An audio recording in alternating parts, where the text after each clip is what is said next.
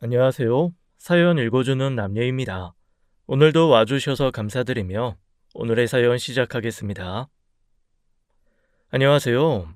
저는 통영에서 남편이랑 둘이 살고 있죠. 젊은 시절에는 부산에서 쭉 자랐습니다.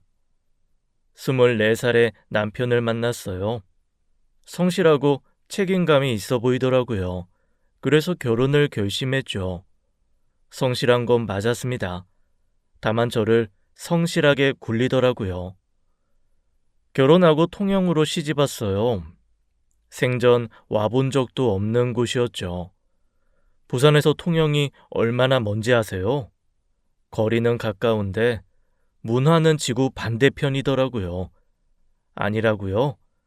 그냥 시집 온 제 기분이 그랬어요. 시집 온 첫날부터 뱃일에 투입됐습니다.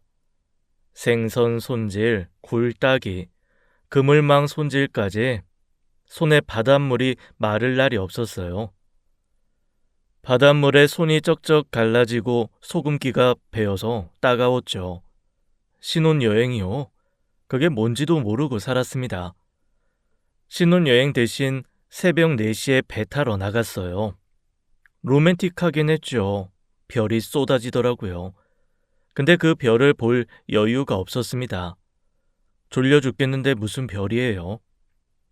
저는 어릴 때부터 생선 냄새를 치를 떨 정도로 싫어했어요.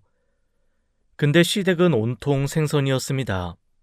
생선, 생선 내장, 생선 대가리, 마당에도 생선, 부엌에도 생선, 냉장고 열면 또 생선이었죠. 전생에 제가 생선을 학대했나 봐요.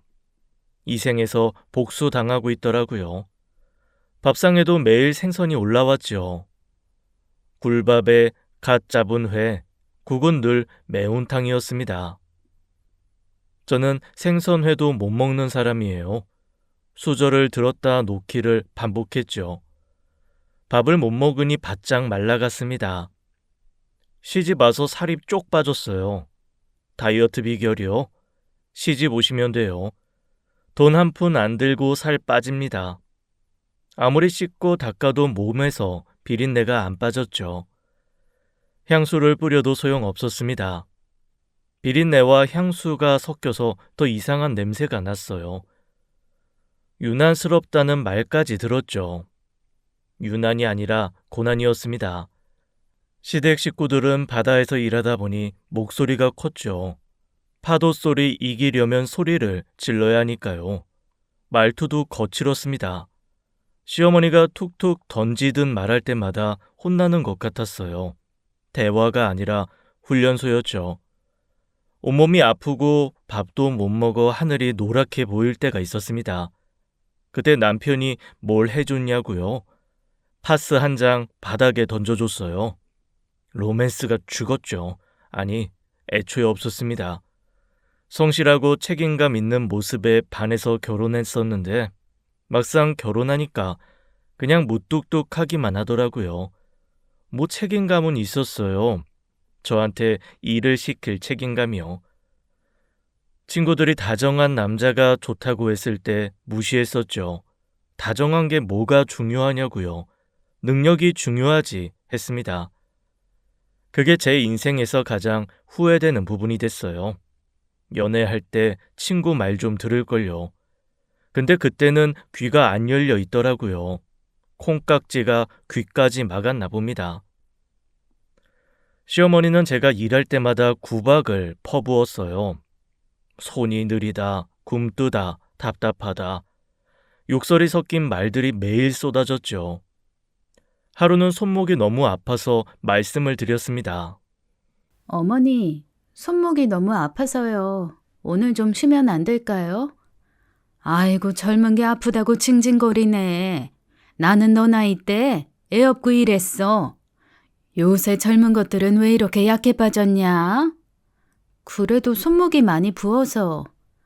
됐어, 됐어. 차라리 내가 혼자 한다. 에휴, 남편 복 없는 년, 며느리 복도 없지.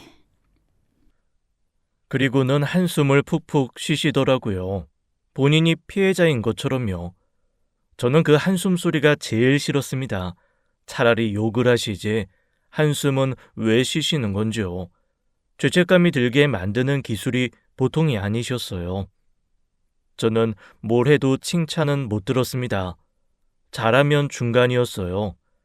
못하면 끝없이 구박을 받았죠. 칭찬은 고래도 춤추게 한다는데 저는 고래가 아니었나 봐요. 그냥 굴이 났다는 조개였습니다. 그런 시집살이 속에서 가장 참기 힘들었던 게 있었어요. 네, 맞아요. 생선이요. 시댁 미역국에는 늘 생선이 들어갔습니다. 조기 대가리가 둥둥 떠다녔어요.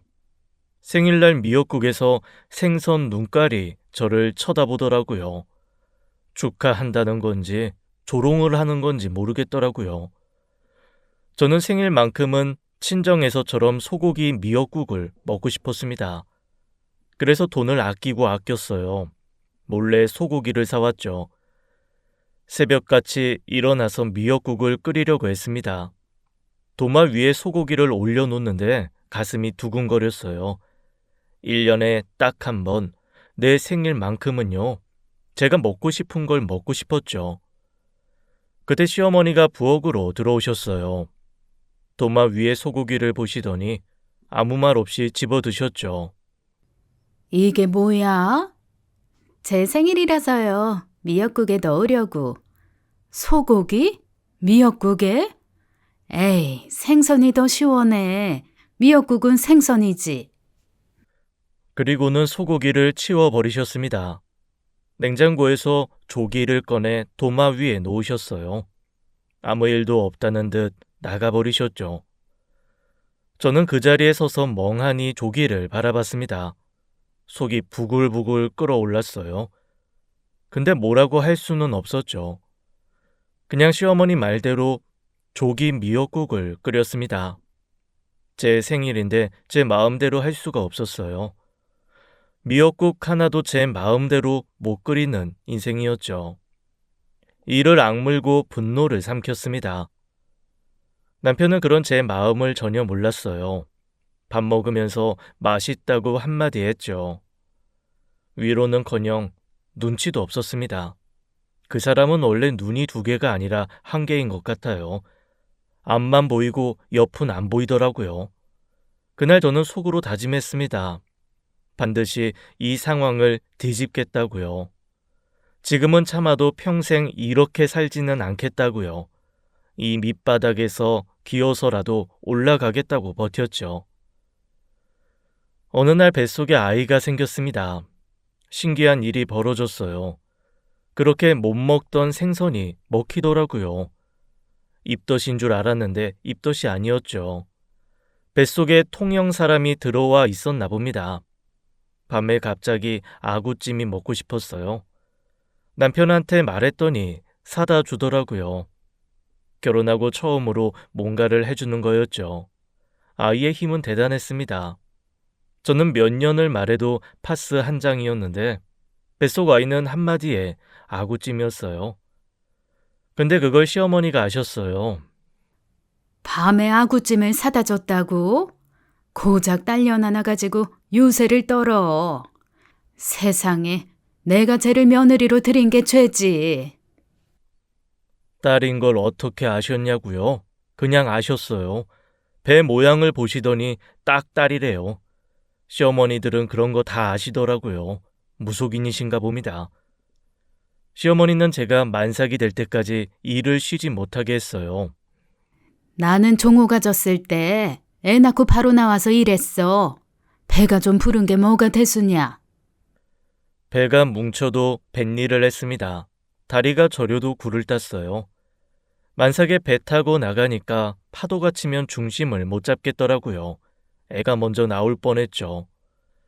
출산하고 나서도 몸을 추스를 틈이 없었어요. 산후조리요.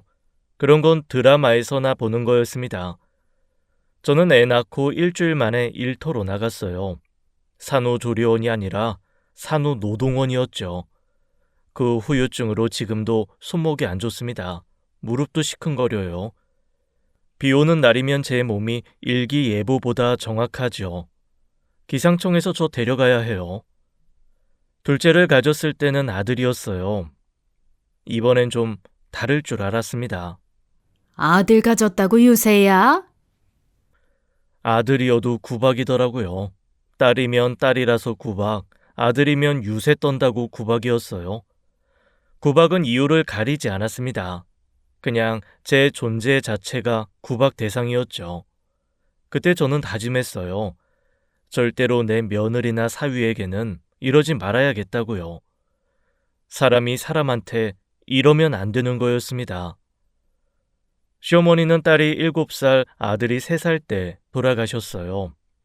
장례식장에서 남편이 울었습니다. 아이들도 울었죠. 저는요, 속으로 후련했어요. 영정 사진을 봤습니다. 슬퍼야 하는데 슬프지가 않더라고요. 이제 좀 숨 쉬겠다는 생각이 먼저 들었어요. 눈물이 안 나왔습니다. 아무리 짜내려고 해도 안 나오더라고요. 그런 제가 무섭더라고요. 사람이 죽었는데 슬프지가 않다니요. 내가 이렇게 냉정한 사람이었나 싶었습니다. 혹시 나도 나중에 저런 시어머니가 되는 건 아닐까요?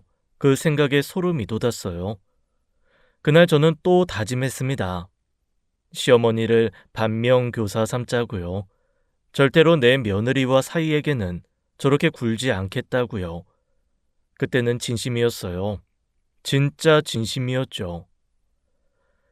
아이들이 학교에 다닐 무렵이었어요. 40이 넘으니까 신기한 일이 벌어지더라고요. 저랑 남편 사이에 권력이 바뀌기 시작했습니다. 남편은 원래 뉴스만 보는 사람이었어요. 저녁 9시면 무조건 뉴스였죠. 근데 어느 날부턴가 제가 틀어놓는 드라마를 같이 보더라고요. 처음엔 관심 없는 척했습니다. 그러다 슬슬 질문을 하기 시작했어요. 저 여자가 왜 저래? 바람났잖아. 뭐? 언제? 지난주에. 그러더니 드라마 보다가 눈물을 흘리더라고요. 그 무뚝뚝하던 사람이요. 파스 던져주던 사람이 드라마에 울고 있었습니다. 세상에 이런 반전이 있나 싶었죠. 저는 점점 무뚝뚝해지고 남편은 수다쟁이가 됐어요. 호르몬이 바뀐 건지 영혼이 바뀐 건지 모르겠더라고요. 하루는 남편이 딸 과외 문제로 말을 꺼냈습니다. 아유, 수진이한테 과외까지 시킬 필요 있어. 돈이 얼만데. 왜? 준혁이는 시켜도 되고 수진이는 안 돼? 그게 아니라 돈이. 아들, 딸 차별하지 마. 배우고 싶으면 누구든 가르칠 거야. 당신이 번 돈만 있는 줄 알아? 남편이 입을 다물었어요. 그때부터 교육 문제는 제가 결정했습니다. 시어머니처럼 아들, 딸 차별하는 짓은 절대 안 하겠다고 다짐했었죠. 그 다짐을 지켰습니다. 2 아이를 똑같이 키웠어요. 우리 부부는 미친 듯이 일했습니다. 새벽 4시에 배 타고 나가서 굴을 땄어요. 돌아오면 밤늦게까지 생선을 손질했죠.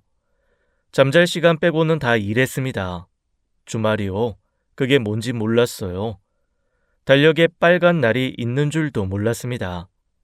남편도 지독하게 성실했어요. 그건 인정합니다. 근데 문제가 있었죠. 이번 주말에 여행 갈까? 진짜? 어디로? 경주 어때? 애들 불국사 보여주자. 좋아. 다음날 새벽 4시에 남편이 없었습니다. 바다로 나갔더라고요. 여행은 매번 그렇게 취소됐어요. 남편의 여행 계획은 믿으면 안 되는 거였습니다. 약속을 밥 먹듯이 어겼죠. 근데 일은 밥 먹듯이 했어요. 그게 그 사람이었습니다. 그렇게 쉬는 날 없이 일한 결과가 있었어요. 통영에 4층짜리 원룸 건물을 샀습니다. 2층짜리 전원주택도 지었죠. 배도 2척이나 생겼어요.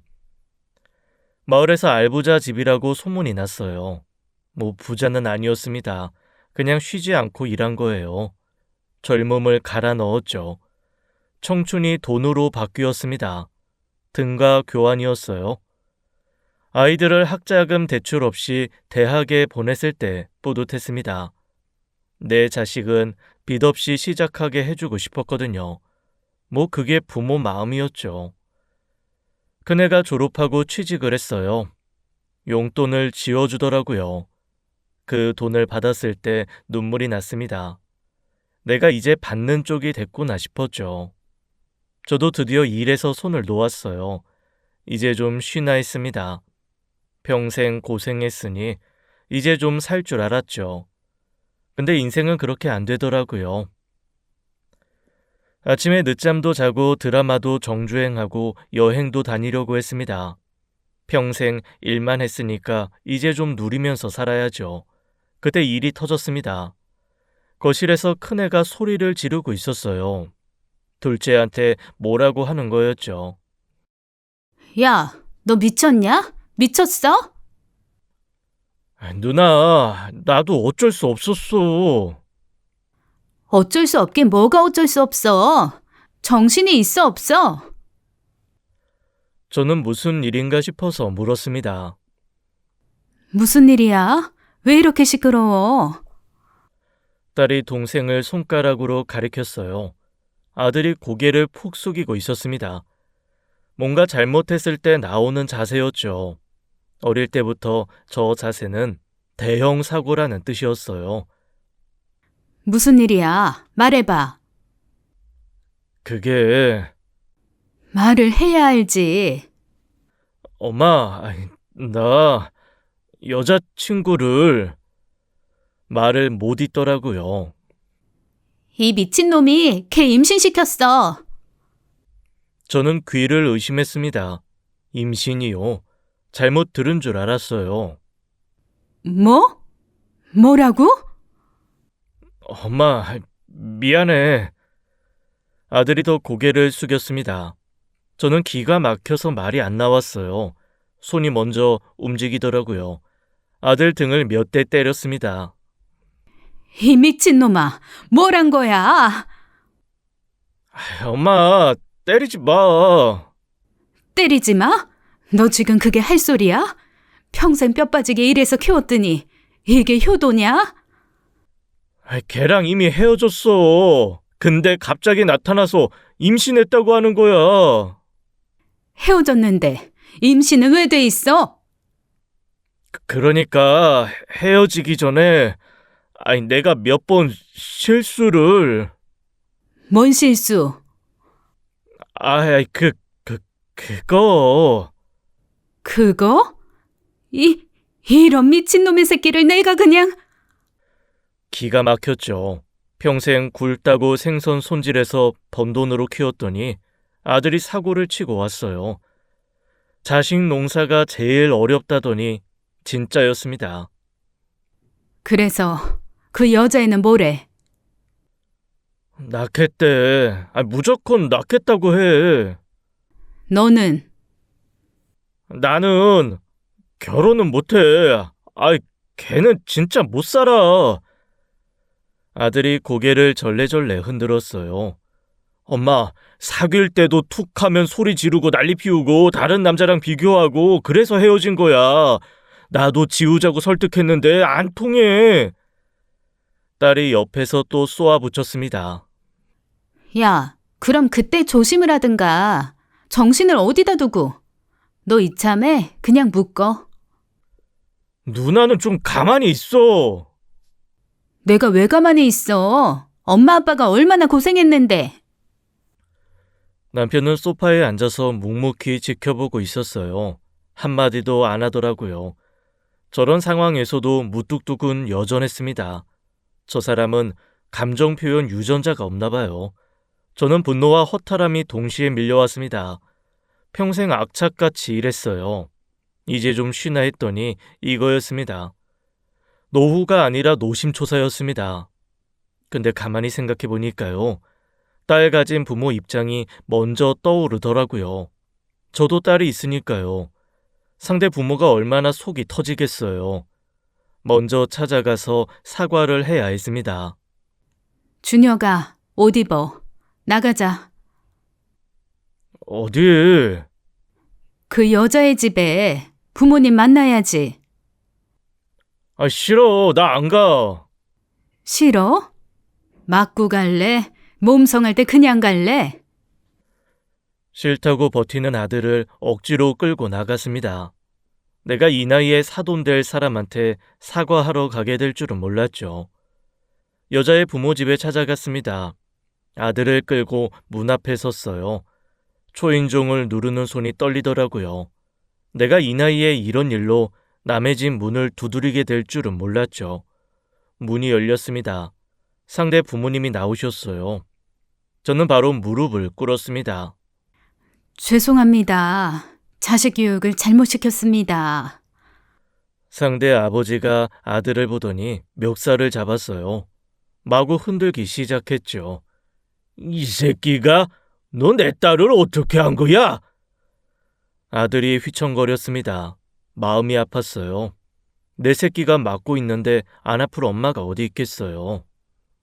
이게 말이 됩니까? 우리 유리가 얼마나 조신하고 착한 앤데. 죄송합니다. 다 제 탓입니다. 분이 안 풀리시면 때리셔도 됩니다. 이놈의 새끼! 상대 아버지가 아들 뺨을 한 대 때렸어요. 아들이 그 와중에도 입을 열었습니다.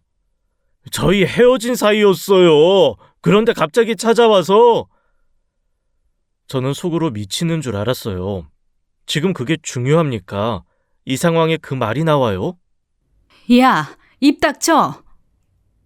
근데 진짜로 입 닥치라고 했지.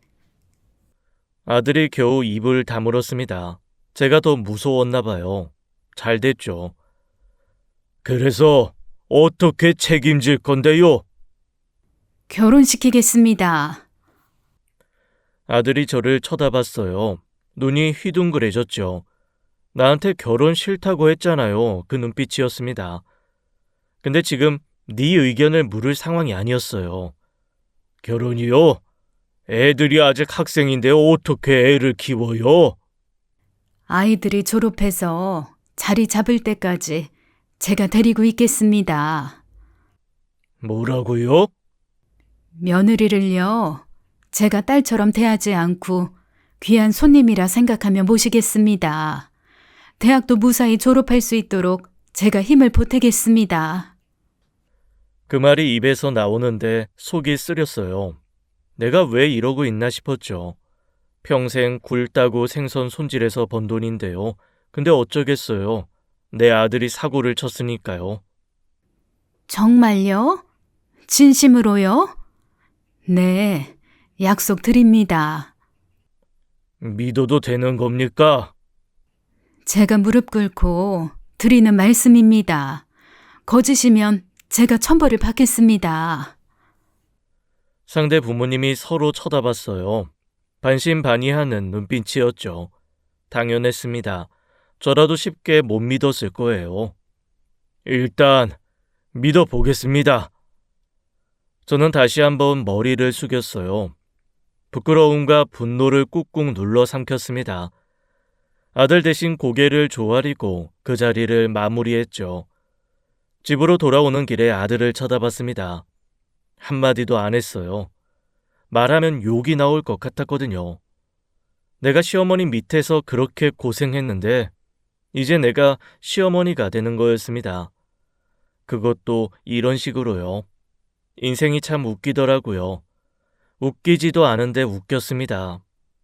며느리가 집에 들어왔습니다. 저는 약속을 지키려고 했어요. 귀한 손님처럼 모시겠다고 했으니까요. 저는 시어머니가 싫었던 사람이에요. 며느리한테 그러고 싶지 않았습니다. 그래서 아들 부부에게 내준 1층 근처에는 잘 안 갔죠. 며느리가 있는 공간은 며느리 것이었어요. 대신 반찬을 만들어서 문 앞에 뒀습니다. 얼굴 보기 부담스러울까 봐요.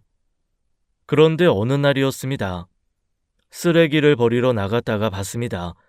제가 만든 반찬이 통째로 버려져 있었어요. 뚜껑도 안 열어본 것 같더라고요. 속이 쓰렸죠. 사실 화가 났어요. 머리끝까지요. 근데 혹시 입덧 때문인가 싶었어요. 임신을 하면 입맛이 까다로워지니까요. 그래서 일단은 꾹꾹 참았습니다. 며느리 들인 지 얼마 안 돼서 애를 잡고 싶진 않았어요. 아들한테 물어봤습니다. 유리가 입덧이 심해? 아니, 왜? 밥은 잘 먹어? 라면이랑 피자는 잘 먹던데? 입덧이 아니었습니다. 그냥 제 반찬이 싫었던 거였어요. 라면은 되고 제 반찬은 안 되는 거였죠. 화가 났지만 일단 참았습니다. 좋아하는 음식이 뭔지 물어봐. 간장게장 좋아한대. 간장게장이요. 손이 많이 가는 음식이었습니다. 근데 며느리가 좋아한다니까 해줘야죠. 하루 종일 게를 손질했어요. 살아있는 게를 씻고 솔로 문지르고 간장을 끓여서 부었습니다. 정성껏 담갔죠. 용기를 내서 1층 문을 두드렸어요. 며느리가 문을 열었습니다. 유리야, 간장게장 좋아한다고 해서 담가봤어. 맛있게 먹어. 며느리가 저를 쳐다봤어요. 한숨을 푹 쉬더라고요. 고맙다는 말도 없이 그것만 받아들고 방으로 들어가 버렸습니다. 뭐 그럴 수 있죠. 젊은 애들은 표현이 서툴 수도 있으니까요. 저는 그렇게 생각하려고 했습니다. 몇 시간 뒤였어요. 쓰레기통에서 그 간장게장을 발견했습니다. 통째로 버려져 있었어요. 하루 종일 담근 간장게장이요. 가슴이 철렁했죠. 눈앞이 캄캄했어요. 그때 딸이 그걸 봤습니다. 수진이가 1층으로 뛰어갔어요. 문을 벌컥 열더니 소리를 질렀죠. 야, 너 이거 왜 버린 거야? 뭘요? 간장게장. 엄마가 하루 종일 담근 거야. 아, 그거요? 며느리가 제 손을 가리켰어요. 저 손 보세요. 굳은 살에 시커멓잖아요. 손톱도 까맣고 비위생적이에요. 저 손으로 만든 거 어떻게 먹어요? 딸의 얼굴이 새빨개졌습니다. 수진이가 며느리 머리채를 움켜잡았어요. 마구 흔들기 시작했죠. 뭐? 비위생적? 그 손으로 네 남편 키웠어. 네가 먹을 밥값 번 손이야. 저는 놀라서 달려갔습니다. 수진아, 그만해. 임신한 애한테 이게 무슨 짓이야? 딸을 말리면서 저도 모르게 제 손을 내려다봤어요. 평생 손이 부끄럽다고 느낀 적이 없었습니다. 근데 그 순간 처음으로 보였어요. 굴 따느라 엄지 마디가 기울어져 있었습니다. 손톱은 뭉그러져 검게 변색돼 있었죠. 바닷물에 쩍쩍 갈라진 손이었어요. 흉한 손이었습니다. 평생 일만 한 손이었죠. 머리채 잡힌 일이 있고 나서였어요. 며느리가 선언을 했습니다. 저 이 집에서 못 살겠어요. 나갈래요. 유리야, 그게 무슨 소리야? 형님을 내보내든지 저를 내보내든지 하세요. 안 그러면 저 친정으로 돌아갈 거예요. 저는 당황했습니다. 친정으로 돌아가면 안 됐어요. 사돈한테 무릎 꿇고 약속한 게 있으니까요. 아, 스트레스 받아서 배 아파. 아, 진짜 아파요. 며느리가 갑자기 바닥에 주저앉았어요. 배를 움켜쥐고 뒹굴기 시작했죠. 유리야, 괜찮아? 어디 아파? 저는 놀라서 어쩔 줄을 몰랐습니다. 임신한 애가 저러면 무서운 거예요. 아이한테 무슨 일이 생기면 어떡해요. 아들이 저한테 왔습니다. 엄마, 어떻게 하면 좋겠어? 뭘 어떻게 해? 유리 데리고 병원부터 가. 유라가 따로 살고 싶대. 누나랑 같이 있기 싫다고. 저는 한숨이 나왔어요.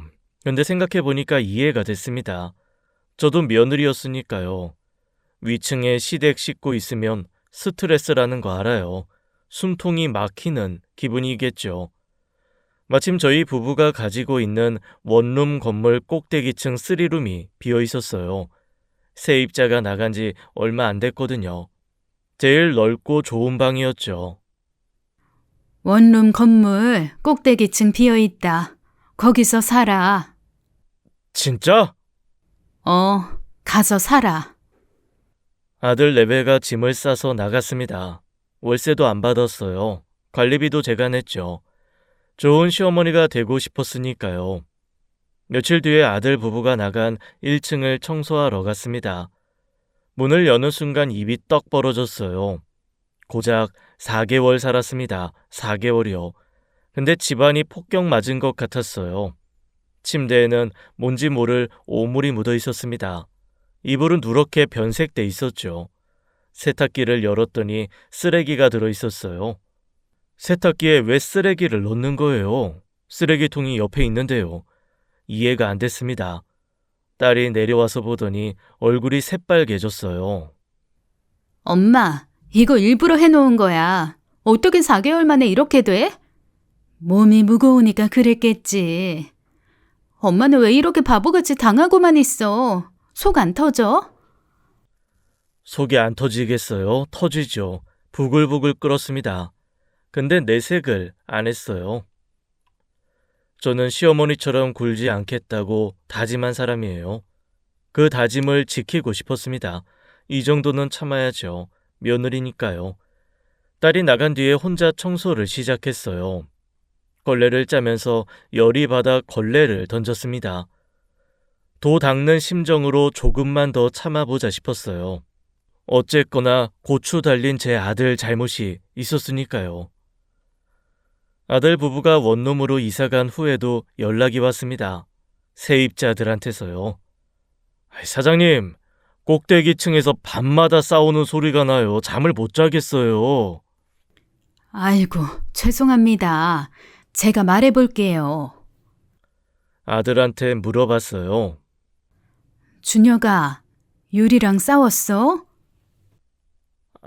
별일 아니야. 별일 아니라고만 하더라고요. 근데 세입자들 항의는 계속 들어왔습니다. 새벽 2시에도 소리 지르는 게 들린다고요. 별일 아닌 게 새벽 2시까지 이어지나 봐요. 저는 아이만 낳으면 달라질 거라고 믿었습니다. 애가 생기면 철이 들겠죠. 그래서 세입자들한테 대신 사과하고 다녔어요. 건물주가 세입자한테 사과하는 거 보셨어요? 저는 해봤습니다. 드디어 출산일이 다가왔어요. 병원 대기실에서 남편이랑 기다렸습니다. 13시간이었어요. 진통이요. 13시간 동안 대기실 의자에 앉아 있었죠. 엉덩이가 납작해지는 줄 알았습니다. 며느리가 건강한 아들을 낳았어요. 손자였습니다. 기진맥진한 며느리를 보니까 그간 서운했던 마음이 녹는 것 같았어요. 애 낳는 게 얼마나 힘든지 저도 아니까요. 고생했다, 수고했다, 그 말이 먼저 나왔습니다. 잠시 후에 간호사가 왔어요. 산모가 어머니 보고 싶대요. 저를 찾는다고요? 가슴이 뭉클했습니다. 이제 좀 정이 들었나 보다 싶었죠. 병실로 들어갔어요. 어머니, 유리야, 고생했어. 많이 힘들었지? 네. 근데 어머니, 저 산후조리원 가고 싶어요. 응? 서울에 있는 데가 제일 잘한대요. 저 이미 알아봤어요. 저는 그제야 깨달았습니다. 그래서 나를 부른 거구나. 정이 든 게 아니었어요. 볼 일이 있었던 거였죠. 딸이 옆에서 물었습니다. 거기 얼만데요? 200이요. 한 달에 200? 그 정도면 괜찮네. 며느리가 킥킥 웃었어요. 형님, 한 달에 200 하는 산후조리원이 어딨어요. 일주일에 200이요. 딸 얼굴이 붉어졌습니다. 뭐가 웃겨? 아니요, 안 웃었어요. 분명히 웃었는데 안 웃었다고 하더라고요. 눈앞에서 비웃어 놓고 시치미를 떼요. 일주일에 200이면 한 달에 850만 원 돈 들어갔습니다. 솔직히 기가 막혔어요. 근데 산후조리가 중요하긴 하죠. 제가 산후조리 못해서 지금도 여기저기 쑤시잖아요. 며느리는 그러지 말라고요. 알았어. 보내줄게. 한 달만 있다 오라고 했습니다. 근데 한 달이 지나도 안 돌아오더라고요. 어머니, 허리가 아파서요. 조금만 더 있다 갈게요. 일주일 뒤에 또 전화가 왔어요. 골반이 틀어졌대요. 치료 받아야 해요. 그 다음 주에는 또 다른 핑계였습니다. 결국 며느리는 그 산후조리원에서 2달을 살았어요. 비용이 1,500만 원 가까이 들어갔습니다. 저는 산후조리를 일주일 하고 굴 따러 나갔는데요. 세상 참 많이 좋아졌더라고요. 산후조리원에서 나온 며느리가 말했습니다. 어머니, 저 복학할 거예요. 애 좀 봐주세요. 저는 그러겠다고 했어요. 학교는 다녀야죠. 졸업은 해야 하니까요. 처음에는 수업 있을 때만 맡겼습니다. 그러다 점점 이상해졌어요. 주말에도 갑자기 아이를 놓고 나가버리더라고요. 어머니, 저 잠깐 나갔다 올게요. 잠깐이 몇 시간이었습니다. 어떨 때는 하루 종일이었어요. 늦은 밤에 술 냄새를 풍기며 아이를 찾아갈 때도 있었죠. 아들이 대신 데려가는 날도 더 많아졌습니다. 학교에 술집이 생겼나 봐요. 하루는 아이가 많이 아팠어요. 열이 펄펄 나더라고요. 아들이 급하게 병원에 데려갔습니다. 며느리한테 전화를 했어요. 안 받더라고요. 문자를 보냈습니다. 답이 없었어요. 전화기를 꺼놨더라고요. 애 엄마가 연락이 안 돼요. 제가 미치는 줄 알았죠. 저는 며느리한테 말했습니다. 유리야, 이제 주말에는 못 봐주겠어. 나도 이 나이에 힘들어. 며느리가 웃으면서 말했어요. 어머니, 손주 보고 싶으셨잖아요. 제가 기회를 드리는 건데요. 기회라고요? 이게 기회예요? 떠넘기는 게 기회였습니다. 안 돼. 주말에는 안 돼. 그랬더니 며느리 얼굴이 싸늘해지더라고요. 어머니, 다른 시어머니들은요. 며느리한테 명품백도 사주고 차도 선물하고 그래요. 어머니는 해주신 게 뭐예요? 뭐? 아, 그리고요. 아이 앞으로 건물 명이라도 돌려주시면 안 돼요? 손주잖아요. 저는 귀를 의심했습니다. 건물 명이요. 내가 평생 굴 따고 생선 손질해서 번 건물을요. 어이가 없어서 말이 안 나왔어요. 제가 대답을 못하고 있으니까 며느리가 말했습니다. 안 해주시면 손주 얼굴 못 보실 수도 있어요. 뭐라고? 너 지금 애 가지고 협박하는 거니? 협박이요? 어머니가 먼저 거절하셨잖아요. 저는 그냥 사실을 말씀드리는 거예요. 적반하장이었습니다. 도둑이 매를 드는 격이었어요. 분노가 치밀어 올랐죠. 근데 저는 참으려고 했습니다. 시어머니처럼 굴지 않겠다고 다짐했으니까요. 이를 악물었어요. 그때 안방 문이 벌컥 열렸습니다. 남편이 튀어나왔어요. 용수철처럼요. 드라마 보다가 우는 그 남편이 아니었습니다. 이마에 핏줄이 섰더라고요. 야, 넌 시부모를 대체 뭐로 보는 거냐? 제 인생 처음 듣는 남편의 고함이었습니다. 와, 저 양반 소리도 지를 줄 알더라고요. 남편은 평소 무뚝뚝하고 남의 일에 관심 없는 사람이에요. 그 남편이 화를 내는 걸 저 난생 처음 봤습니다. 시어머니한테 제가 그렇게 당할 때도 한마디 안 하던 사람이에요. 파스 한 장 던져주던 사람이요. 그 사람이 처음으로 제 편에 섰습니다. 이마에 핏줄이 튀어나와 있었어요. 얼굴이 벌겋게 달아올랐죠. 저런 얼굴 처음 봤습니다. 넌 지금 시어머니한테 손주를 협박 재료로 쓰는 거냐? 그런 거야? 그럼 안 봐도 된다. 당장 이 집에서 나가고 네가 사는 그 집에서도 나가. 며느리가 당황했어요. 아버님, 나가라니요? 그럼 전 어디서 살라는 거예요? 네 친정이든 어디든 마음대로 해. 내 알 바 아니야. 아버님, 저한테 책임진다고 하셨잖아요. 약속하셨잖아요. 책임? 이 정도면 충분히 책임졌다. 산후조리원에 1,500, 생활비에 용돈에 얼마를 쏟아부었는데 근데 너는 뭘 더 책임져? 그리고 넌 뭔 책임을 졌냐? 애 낳아놓고 왜 너는 네 애 책임을 안 져? 며느리가 말문이 막혔어요. 남편이 계속 몰아붙였습니다. 건물도 내 명의다. 나가라. 아버님, 지금 화나셔서 그러시는 거죠? 나중에 후회하실 거예요. 후회? 안 해! 단호했어요. 저도 처음 보는 남편이었습니다. 내가 손주 얼굴 봐서 딱 일주일 준다. 일주일 안에 방 빼. 며느리 얼굴이 하얗게 질렸어요. 설마 진짜로 그럴 줄은 몰랐나 봅니다. 근데 남편은 진짜였어요. 그 주에 바로 퇴고 조치를 했습니다. 모든 지원을 끊어버렸어요. 저는 남편한테 말렸습니다. 여보, 손주 생각해서라도 그러지 마. 손주 생각해서 이러는 거야. 저런 엄마 밑에서 크면 애가 어떻게 되겠어? 저는 할 말이 없었어요. 맞는 말이었거든요. 근데 마음이 편하지는 않았습니다. 아들은 멍하니 서 있었어요. 한마디도 못하더라고요.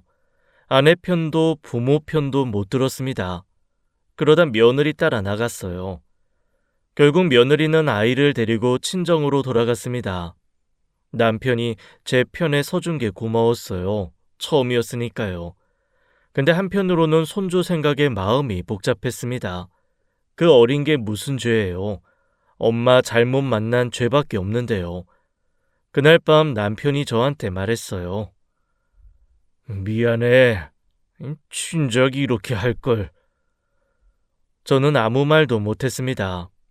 진작 그랬으면 좋았을 텐데 그 말이 목까지 나왔다가 다시 들어갔어요. 결혼 생활 동안의 서운함이 한마디로 풀리진 않더라고요. 근데 이상하게 눈물이 나왔습니다. 며느리가 친정으로 돌아갔습니다. 그 소식을 듣자마자 사돈 내외가 집으로 쳐들어왔어요. 문을 벌컥 열고 들어오더라고요. 초인종도 안 누르고요. 사돈, 이게 어떻게 된 거예요? 어쩌면 이럴 수가 있어요? 약속이 다르잖아요. 왜 말이 바뀌어요? 그 정도도 못 해줘요? 소리를 지르더라고요. 저도 죄송스러워서 고개를 숙이고 있었습니다. 우리 아들이 사고를 친 게 맞으니까요. 할 말이 없었어요. 그때 남편이 나섰습니다. 사돈, 잠깐만요. 뭐요? 남편이 서류 뭉치를 들고 나왔어요. 거실 바닥에 던졌습니다. 영수증이었어요. 쫙 흩어지더라고요. 이게 다 뭔지 알아요? 내가 며느리한테 쓴 돈이에요, 1년 동안. 그래서요? 8천만 원이에요. 집, 가구 비용, 리모델링 비용 빼고 순수하게 들어간 현금만요. 안 싸돈 얼굴이 굳었어요. 산후조리원 2달에 1,500, 생활비에 용돈에 병원비에 8천만 원이요, 사돈. 그건 저희 형편이 안 좋아서 어쩔 수 없었어요. 형편이 안 좋은 건 이해해요. 근데 우리가 뭘 했는지 아세요? 남편이 손가락을 꺾으면서 말했습니다. 반찬 해다 줬더니 쓰레기통에 버렸어요. 손이 더럽다고. 따로 나간다고 해서 꼭대기층 3룸 내줬어요. 월세 한 푼 안 받고요. 나간 방 청소도 우리가 했어요. 오물이 묻은 침대, 쓰레기 들어간 세탁기까지. 사돈 내외가 아무 말도 못했어요. 한 달에 용돈도 200씩 줬어요. 근데 맨날 부족하다고 더 받아갔어요. 그래도 참았어요. 남편 목소리가 점점 높아졌습니다. 근데 손주를 안 보여주겠다고 협박을 해요. 건물 명의를 넘기라고 해요. 이게 말이 돼요? 그건 아들 가진 유세 떤다고요? 지금 정확히 누가 아들 가진 유세를 떠는 겁니까? 내 아내입니까? 당신 딸입니까? 사돈 내외가 말문이 막혔습니다. 아무 대답도 못하더라고요. 바깥 사돈이 입을 열었다 닫았다 했어요. 할 말이 없었나 봅니다. 저는 남편 옆에 서 있었어요. 이 사람이 이렇게 말을 많이 하는 걸 처음 봤습니다. 그때 현관문이 열렸습니다. 아들이 들어왔어요. 아이를 안고 있었습니다. 손자였어요. 거실이 조용해졌습니다. 모두가 아들을 쳐다봤어요. 아들 표정이 이상했습니다. 뭔가 단단한 결심을 한 얼굴이었죠. 아들이 거실 한가운데로 걸어 나왔습니다. 크게 한숨을 쉬었어요. 아버지, 그만하세요. 뭘 그만해? 네 마누라가 뭔 짓을 했는지 알아? 알아요. 근데 그만하세요. 야, 너 지금 네 장인 장모 편이야? 아들은 고개를 저었어요. 그러더니 말했습니다. 내 애가 아니에요. 방 안이 순식간에 조용해졌어요. 숨소리도 안 들렸습니다. 뭐라고? 이 애, 내 애가 아니에요. 저는 귀를 의심했어요. 무슨 소리를 하는 건지 이해가 안 됐습니다. 지금 무슨 소리야? 유리가 자꾸 친정 간다며 외박을 하길래 의심이 됐어요. 그래서 따라갔어요. 아들이 아이를 소파에 내려놓았어요. 다른 남자랑 만나더라고요. 거기서 들었어요. 친아빠 어쩌고 하는 말. 저는 다리에 힘이 풀렸습니다. 주저앉을 뻔했어요. 아들이 주머니에서 서류를 꺼냈습니다. 바닥에 내려놓았어요. 유전자 검사 결과예요. 불일치래요. 남편이 서류를 집어들었어요. 읽어보더니 얼굴이 새하얘졌습니다. 아들이 사돈 내외를 쳐다봤어요. 안 싸돈 얼굴이 하얗게 질려 있었습니다. 아들이 안 싸돈을 똑바로 쳐다봤어요. 어머님, 알고 계셨죠? 뭘? 아이 아버지가 누군지요? 나는 몰랐어. 진짜 몰랐어.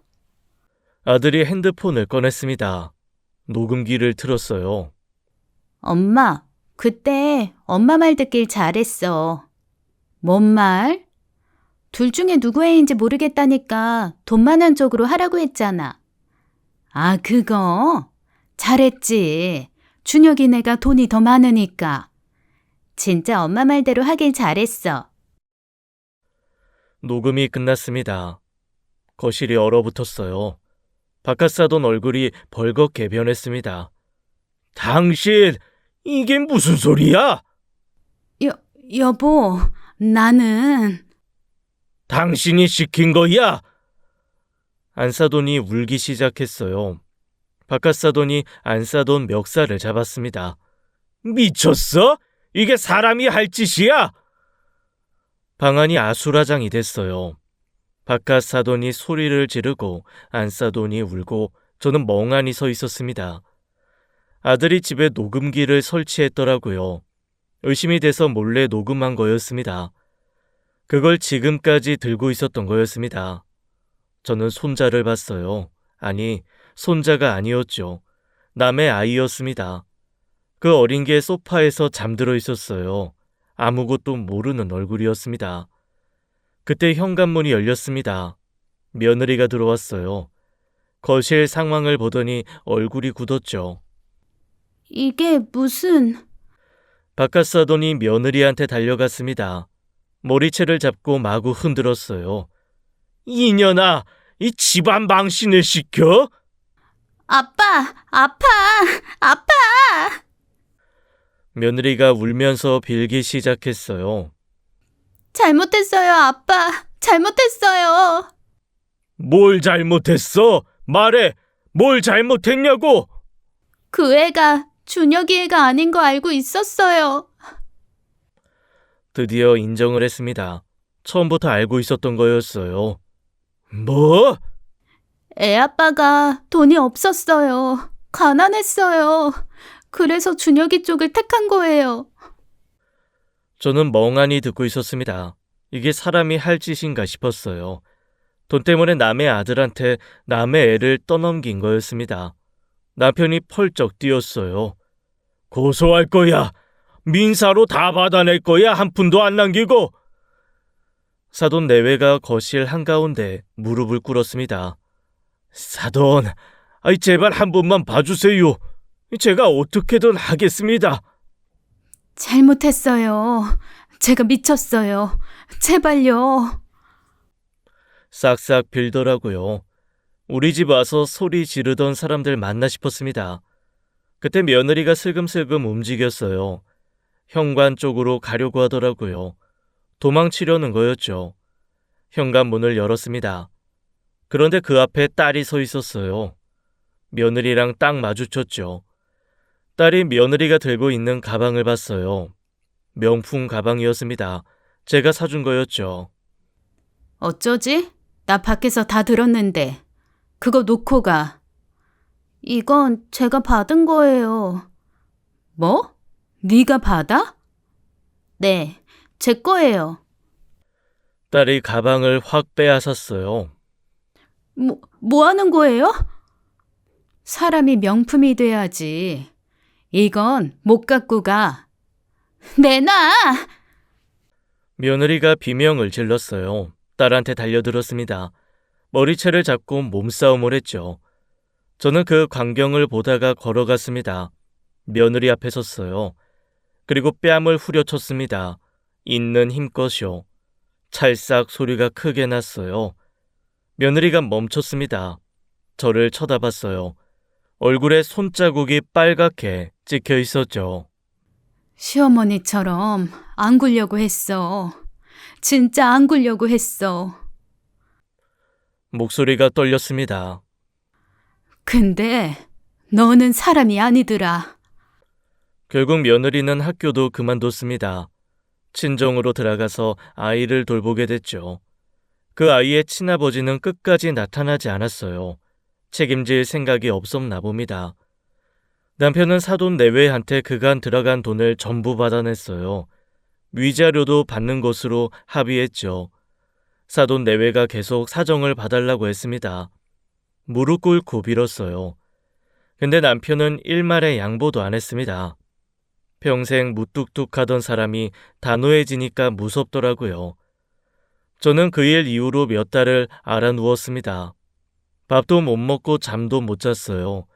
그때 일만 생각하면 지금도 자다가 경기를 해요. 악몽을 꾸다가 벌떡 일어나죠. 며느리 얼굴이 꿈에 나오면 식은땀이 나요. 트라우마가 이런 건가 싶었습니다. 누워 있으면서 생각을 많이 했어요. 아들이 처음에 뭐라고 했는지 떠올랐습니다. 결혼하기 싫다고 했었죠. 그 여자랑은 못 산다고 했었어요. 사귈 때도 이상한 점이 많았다고 했습니다. 헤어진 데는 이유가 있다고도 했죠. 근데 저는 그 말을 안 믿었어요. 오로지 제 경험 때문이었습니다. 저도 시어머니 밑에서 고생했으니까요. 며느리한테는 그러지 말아야겠다는 생각뿐이었어요. 시어머니처럼 굴지 않겠다는 생각에만 사로잡혀 있었죠. 그러다 보니 아들의 행복은 뒷전이었습니다. 좋은 시어머니가 되겠다는 생각이요. 그게 오히려 아들을 힘들게 만들었어요. 며느리 눈치만 보다가 아들 말은 안 들었죠. 아들이 분명히 경고했는데 무시했습니다. 내 자식 말을 내가 안 믿었어요. 저는 좋은 어른이 되고 싶었습니다. 좋은 부모가 되고 싶었죠.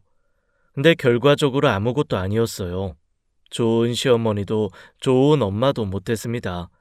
이도 저도 아닌 사람이 됐죠. 그날 남편이 폭발했던 장면이 자꾸 떠올랐어요. 손주를 협박 재료로 쓸 거면 안 봐도 된다고 소리쳤던 그 장면이요. 이마에 핏줄 세우고 고함치던 모습이요. 처음이었어요. 그 사람이 제 편에 서서 싸워준 게요.